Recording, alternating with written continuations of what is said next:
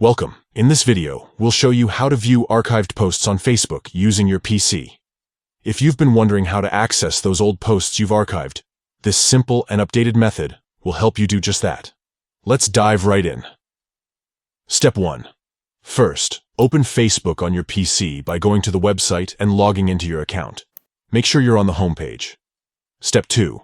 Once you're logged in, look at the top right corner of the page. You'll see your profile picture there. Go ahead and click on it. Step 3. After clicking your profile photo, you'll be taken to your profile page. This is where all your posts and updates are displayed. Step 4. On your profile page, look for the 3 dots located next to the Edit Profile button. When you click on these 3 dots, a menu will appear.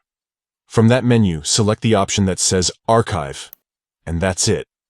You'll now be able to view all the posts you've archived on Facebook. Whether it's photos, status updates, or other content, your archived posts are just a few clicks away. If you found this video helpful, don't forget to like, comment, and subscribe for more tips and updates.